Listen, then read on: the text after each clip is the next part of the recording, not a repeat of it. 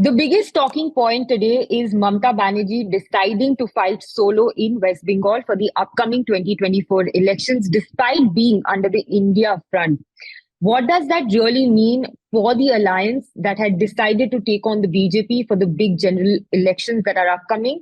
And how does it play on from now on? Talking to us on this is Dr. Chandrchur Singh, Associate Professor Politics from Hindu College, Delhi University, and our political editor at ThePrint, DK Singh.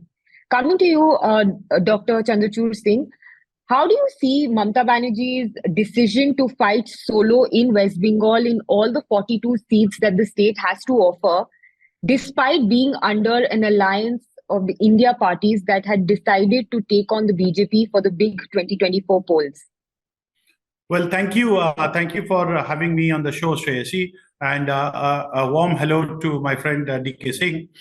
See, I mean, we as students of politics, we are told that politics is an art of possibilities. And maybe that is the reason why these India alliance, the whole idea of India alliance was that perhaps they could be able to, or they would be able to stitch a kind of a coalition of sorts of parties, remember, where the parties themselves are built on contradictions, or this alliance was, from the starting itself, was an alliance of contradictions. However, the one thing that may have brought them together was the desire to continue with their identity. Because remember, coming to power is something which is more important than any other thing for a political party, right?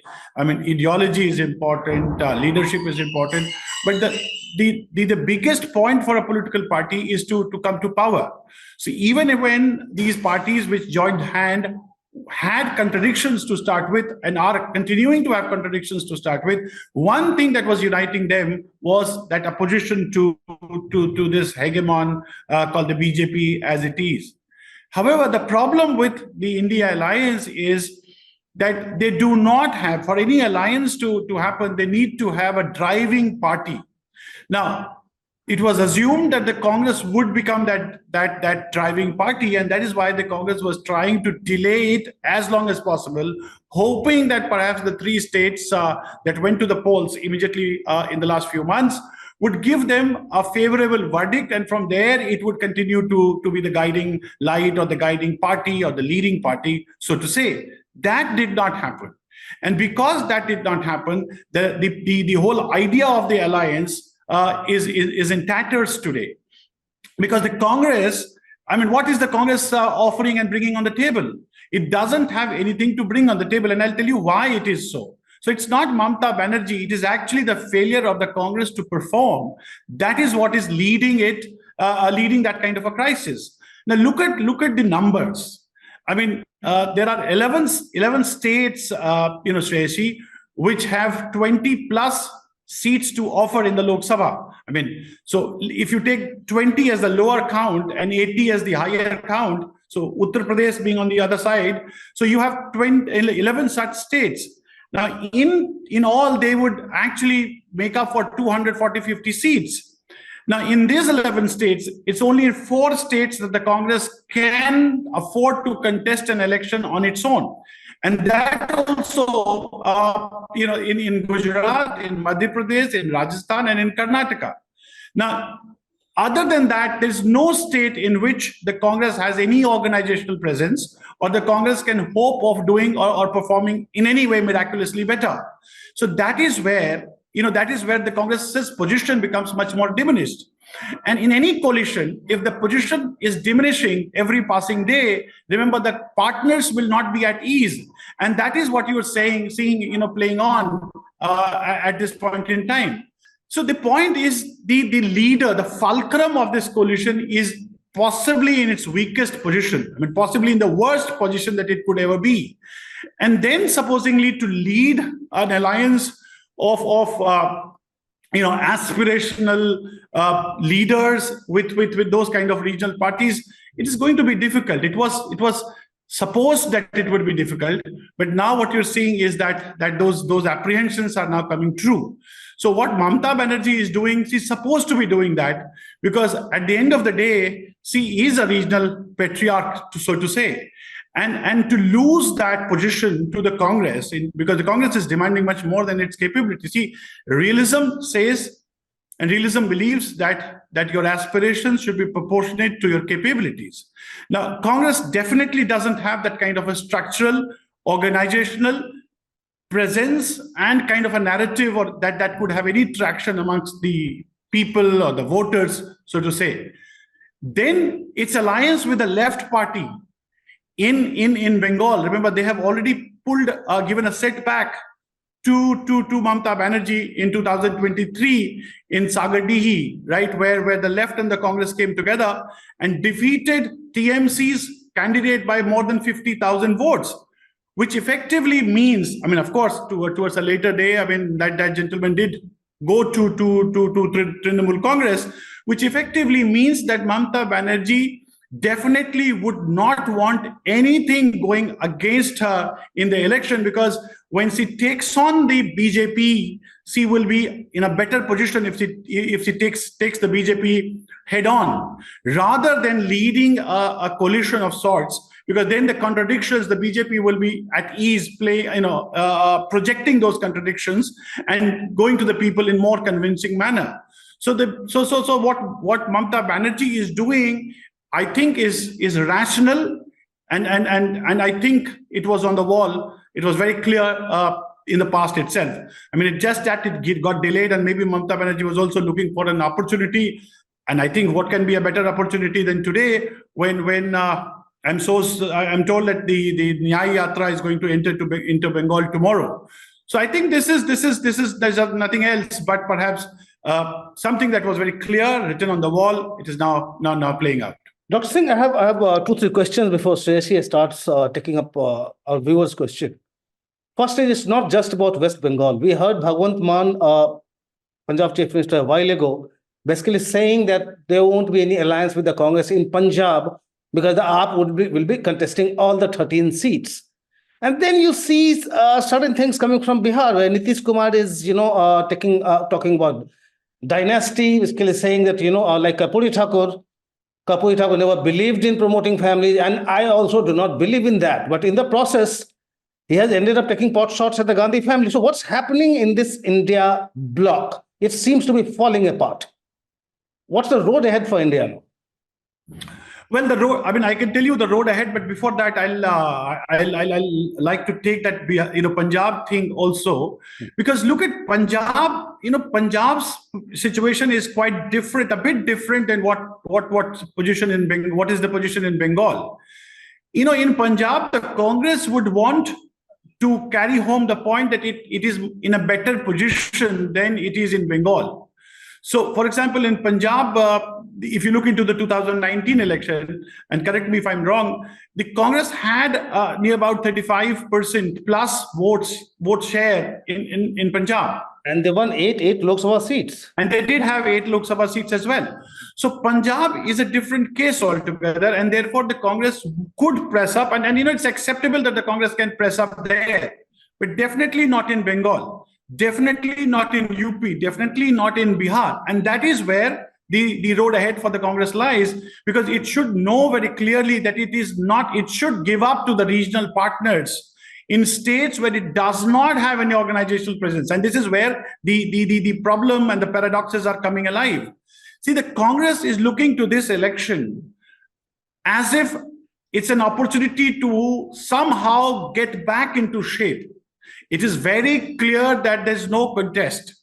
It is very clear that the Congress will not be able to lead up whatever coalition it may somehow stitch for whatever time. The thing that the Congress is trying to project is that, well, would it be able to get something in the states which can give it some space at least in the heartland? Now, there it is attempting the impossible, right? What is that impossible, and why am I saying so? If you look to the heartland, the state in which the Congress is at present is largely because of the losses that it has suffered for decades at the hand of the regional parties. And to stitch a coalition with the same regional parties, which is responsible for its decay and decline, is something that the regional parties also know quite well. And therefore, the regional parties are very skeptical. So the regional parties are actually divided between the deep sea and the devil, because they know that the BJP is the hegemon. They would want to counter the BJP, but to have the Congress and riding pillion on them is a problem for them, right? Because the weight of the Congress is too much. I mean, remember, if the regional parties take on the hegemon bilaterally, they may still make some gains. But to have the weight of the Congress, and then running a race with the BJP is quite difficult. That is why it's, whether be it Nitish or be it Akhilesh or be it Mamata Banerjee, even Kejriwal in Delhi, they would be wary of doing such a thing. And that is where the Congress is running out of the steam. So that is why it's very clear. The results, I mean, of course, I'm not an astrologer to predict whatever, but going by the trends and looking at talking to people on the street, the sense that I am getting is that this 2024 is over. Even before the results come out, it is supposed to be over. That is what I'm getting. That is why the Congress should. Yeah, please. So that's why the Congress should look at those states where it can at least give a fight. And therefore there are 3-4 states, as I said, where they should focus on, and apart from the states in the south. But as far as the heartland is concerned, where the regional Chhatraps are ruling, these regional Chhatraps will not pay heed to the Congress, not because it has a great past or not because of it is an old party. Modernity does not take that tradition that strong. And I think the Congress should understand and realize this. The timing of these announcements by Mamata Banerjee and Bhagwant Mann, it's quite interesting. All the factors you have spoken about, all the conflicting interests and ambitions. These factors were always there, even when they started, right? Since its inception, these factors were there. Suddenly you find these announcements, and I find it quite interesting, although I have not really thought about it much, but it is coming just a couple of days after Ram Lala's consecration ceremony in Ayodhya, and the kind of national fervor it generated. Do you see any link? Do you sense some kind of defeatism on the part of the opposition now that fine, now protect your own turf? The 24 election is gone? I think to a large extent, I'll agree with you because see, the country today is in a very different mood. And when the Prime Minister spoke during the Ram Lala Pratishtha, which is consecration, he was, I think, of the many speeches that I've heard, the Prime Minister was very clear. It was a speech which outlined the past struggles, and perhaps it is also kind of indicating where the future is. And he's creating a connect. He's connected well with the masses because he's used that astha or belief of the Indians to convince them that perhaps this is the way ahead. And a lot of Indians, whatever their age could be, they're slowly now understanding that perhaps this is the way ahead. This is perhaps the language of politics. And the regional parties, they would rather do well to save their territory in their own turf rather than carry the weight of the Congress. That's what I was trying to point out. The Congress has a dead weight today. I mean, to use that harsh word, it's a dead weight for any party to carry. The Congress is all gone, particularly because of the contradictions it has, because of the dualities that it has lived in with, and because of a lot of problems, including the leadership, because the leadership continues to come from a family with a coterie of people around it. So the Congress has enough to introspect and the Congress has enough to amend. Even if they start today, it will take ages for them to be in shape. It has put a lot of flab, and that flab is now creating a lot of problems within the body of the Congress.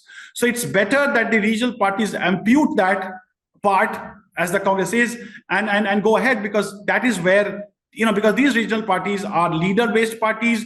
These regional parties are also to a certain extent ethnic parties, and these regional parties will have they do have connect with the people, so they are better off protecting their own territory rather than carrying a dead weight of a party which doesn't seem to have much traction, particularly amongst the younger people. And I give you another point. I mean, if you look to the 2019 elections, the Congress fared badly when it directly contested the BJP, but it did reasonably well when it was contesting the regional parties. And I think the regional parties know this very well. Now look at the kind of places from where the Congress's vote share came last election. It is not coming from the heartland. From Uttar Pradesh, it is a dismal 6%. But 35 plus is perhaps in those pockets where the regional parties have their hold. So the regional parties, therefore, will be very wary. They came together because they thought perhaps Modi's leadership might become weaker, or perhaps there would be a fatigue amongst the voters. But that is clear. I mean, the Ram Mandir has very clearly given a signal that there is enough that Modi ji can pull. It has given a signal that perhaps people are still glued, in fact, much more glued to Modi's leadership than they were ever, right? And then look at the slogans that the BJP is coming out with. Guarantee, 1,000 years ahead.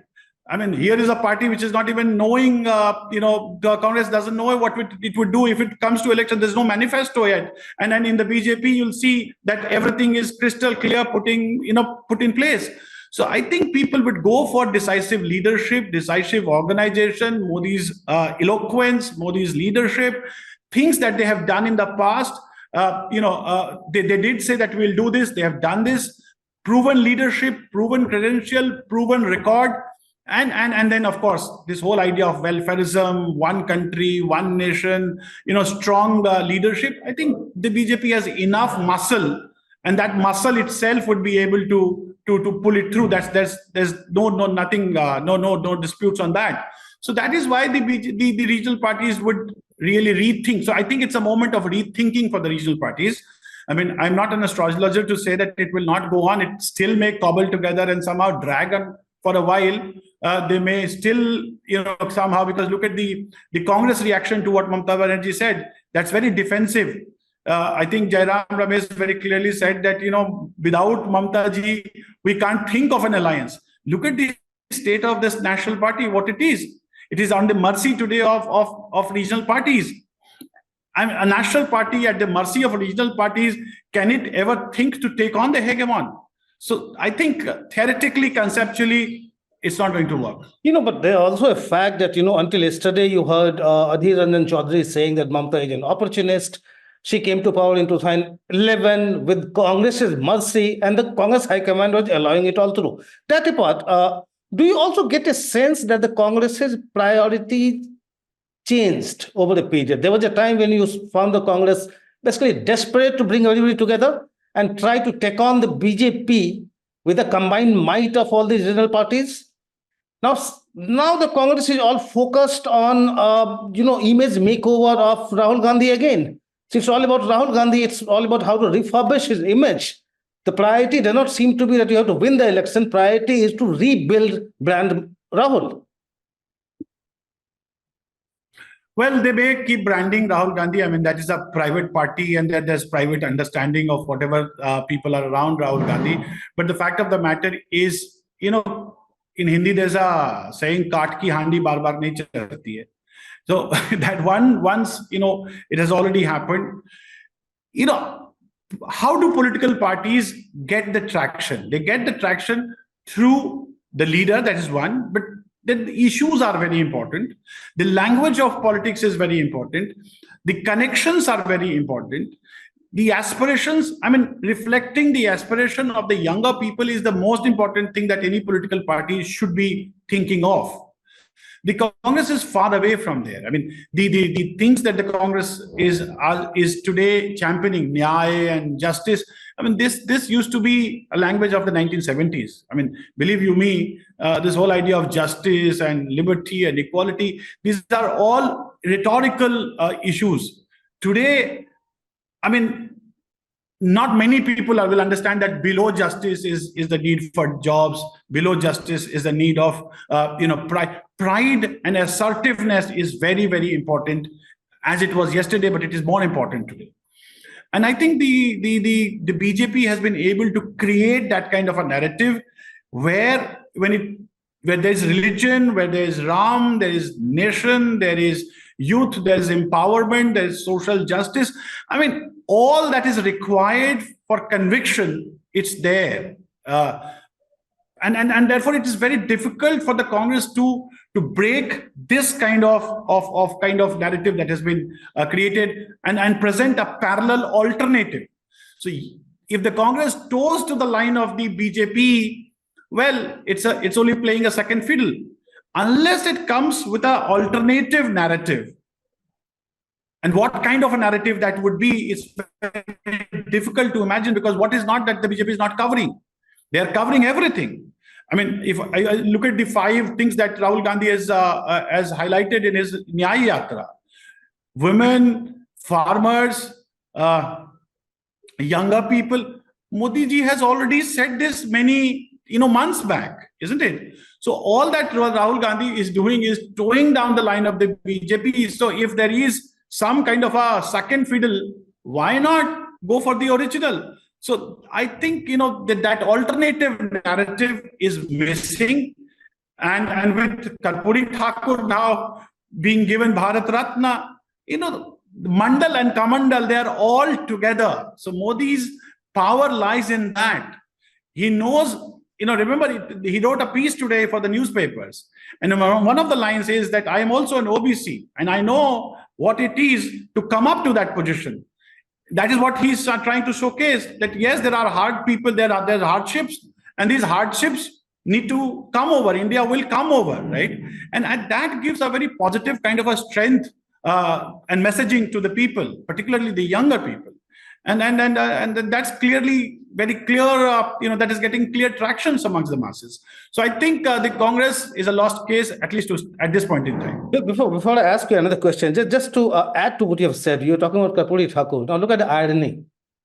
In awarding him Bharat Ratna, the BJP is basically endorsing what he did, this EBC, OBC quota politics. Karpuri Thakur was so anti-English.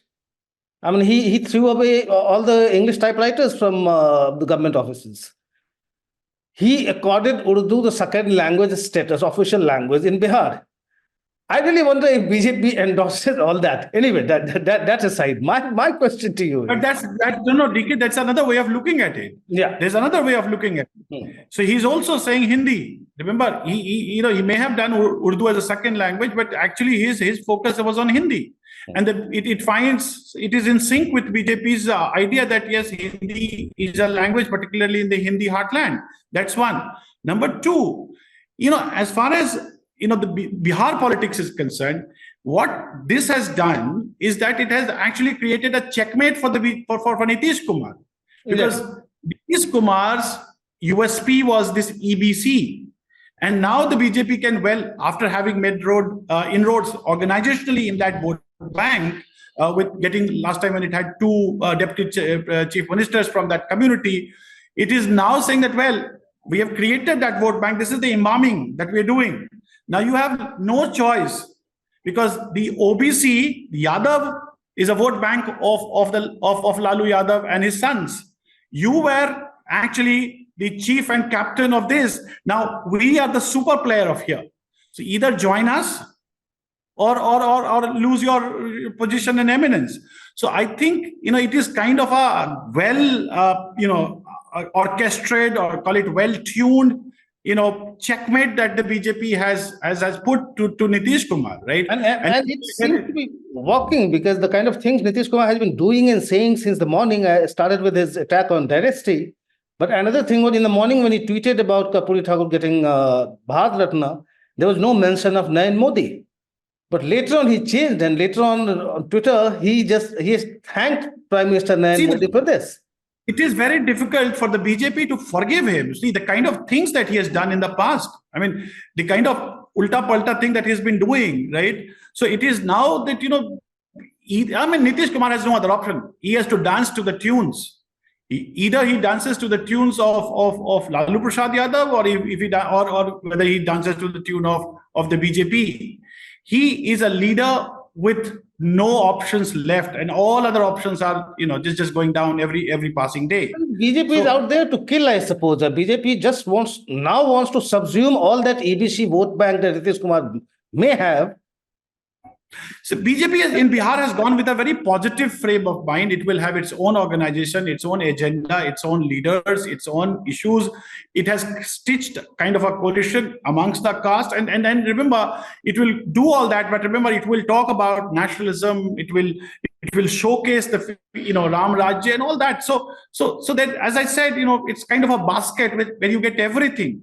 And because you're getting everything in the same basket, why even look for options? So it's a new BJP system, if I may put it that way, which a lot of people earlier talked about as the Congress system. I think it's a plus Congress system, much more stronger, much more broader, much more open, much more inclusive, much more nationalistic, much more harder than what the Congress could do during Nehru's time. So I think you should give the credit must be given to the BJP leadership, to the think tank, to the organization, everybody who's associated with it for doing this over a period of 10 years. I mean, remember, 10 years is a longer period. Look at what had happened to Manmohan Singh's last few years. I mean, it was in tatters. But after 10 years, look at what is happening with Narendra Modi. The traction is glowing every day, right? It's growing every day. So I think the BJP is in the driver's seat, and it will go for a kill, particularly in Bihar. Let me ask you one last question before I let Sreyashi speak. She has been watching, and she must be pretty angry with me. Mamata Banerjee has been talking about how the Congress has been obsessed with the left. She said, I gave the name India. And then in India meetings, it was the left which was dominating the discourse. This obsession with the left that the current leadership of the Congress has, how do you explain that? Well, I don't know much about it, but I'm told this is hearsay. And so I mean, I'm not guaranteeing it, but there is a coterie around Mr. Gandhi, who might have been advising him. And then it's not the advisor's fault. Ultimately, it is his conviction which might have asked him to, or might have permitted him to do what he is doing. See, the modern India will not go by the language of the left, right? The language of the left is an old language. And that old language has lost its sheen everywhere. It's not just about India. I mean, look at your daughters, your sons, my daughters. Look at the next generation. They don't have that sense of kind of upbringing, or the kind of education, or the kind of exposure that we had. They have a very different exposure, much more than what we had. We grew up reading textbooks. They read, I don't know what they read and how broadly they read. So they know what is happening all around the world. They are happy when the world, for whatever reason, when the world leaders look up to India, that makes Indian youth happier. Look at G20. I mean, the way G20 was conducted, when the meetings were conducted, that gives them hope. Because they're connected to the world, right? And just like I give you just analogy. People from Bihar, and I come from Bihar. So people from Bihar, when they come to Delhi, they have this understanding that, well, this is what I would want my Patna to be. Now, younger people in India, they think that perhaps it's possible that India can rise up to that position which has been occupied by the West. And they also know that the future, the way the future politics of the world and the future dimension of growth and prosperity and economy will come will largely be determined by how we perform in the years to come. And that is why they find much more appeal towards this decisive leader than to the kind of a hodgepodge left-oriented argument and language. So I think much more than Rahul Gandhi, Sonia Gandhi needs to understand this, that the politics has moved and the pace at which it has moved is much more faster. And if at all there's need, the Congress should look into the needs of the people. I mean, does the Congress have any organizational presence in any of the universities? Do you see anything around? I don't see. I am in the university right now. There's nothing around here. The BJP has its people. It has its candor. The BJP has its discipline. Call it whatever. And it is pulling the show on the ground. I mean, the Ram Lalla consecration was, see how they panned out. A hook and corner. The way they celebrated it. It was Diwali day before yesterday, and people were happy. Women going into the temples. Each temple had a responsibility. So I think the connect is very strong with the BJP. It's not to be seen with the Congress, and I think the Congress should learn the lessons of politics. And there's never too late. If they start working today, who knows? 20 years from now, they may come back to power. Sreyashi? Yes, so let's take some viewer questions, because at the end of the day, they are going to be the ones casting their votes in the 2024 election. So Kumar Satasivam has written asking, even if India Alliance wins, given a chance of them winning, how long will such a feeble coalition last? Or will they be able to provide a stable alternative government to the NDA that is there right now? Is a question in every voter's mind. So how do you see this, Professor? Well, I mean, there's no chance of winning, let me very clearly tell you. But if it wins, well, for it to win, the Congress has to win minimum of 150 seats. Politics does not, operate in vacuum or in your mind. I mean, it has to operate on the field. Tell me those states from where the Congress will have 150 seats. For it to have 140, 130 seats, it has to do well in Bihar, it has to do well in Maharashtra, it has to do well in UP, it has to do well in Bengal. I mean, these are larger states. It has to do very well in Rajasthan, exceptionally well in Madhya Pradesh, right? Very well in Gujarat. I mean, a layman would also tell you that that's not going to happen. And let's look at an alternative position. I mean, though I have not looked into the figures, but just the thought is coming to my mind right now. Let's somehow think that the Congress does not do that well, gets around 70, 75 seats. The regional parties do exceptionally well. That's the only possible situation that they can come closer to the number of 250 plus. Who will be the leader? Who will be the face? Even today, there's no clarity on that, right? So, the possibilities, I don't see that happening. And as I said, the Congress has gone to this, position has declined only because of the rise of the regional parties, right? I mean, it's not that the BJP has taken a vote share. The BJP has created its own vote share. The Congress's vote share has been taken up by the regional parties. Look at Aam Aadmi Party, right? And therefore, they would not allow it to grow the way the Congress would ideally want to grow. When you are in power, that's one thing that you do. You want to grow when you are in power, isn't it? That's not going to happen because the regional allies will not ideally want that to happen. They would not practically want that to happen either. I don't see that. So a viewer Mayur is asking whether this indication of Mamata Banerjee going alone will drive other regional parties to fight the 2024 elections alone, who are part of the India Alliance, and not lose their votes to the Indian National Congress. Yeah, I think before we lost you, this is what I was trying to say. I mean, the regional parties remember the regional parties are private limited kind of companies, right? They're more happier, protecting their, their territory, they are patronage givers, right? And they would want it to continue that way. I mean, they can allow some leeway to the Congress here and there. So Mamata Banerjee can say, okay, hang on with your two seats. Kejriwal would say, okay, one or two in Delhi, it's okay. But they'll not give major leeways to the Congress, particularly in the states where they are very strong. I mean, I don't see Akhilesh Yadav, giving the Congress maximum 5 seats. I mean, anything beyond the 5, I don't see that as possibility. And look at it. Akhilesh Yadav will be happy giving 7 seats to RLD, right? Because Akhilesh would know that perhaps RLD has a presence there, right? So I think the regional parties would, even if they continue to drag on, I think the focus will be much more on going solo. So what will happen actually, Sreyashi, say in Tamil Nadu, where the Congress is already in an alliance with the DMK and other parties.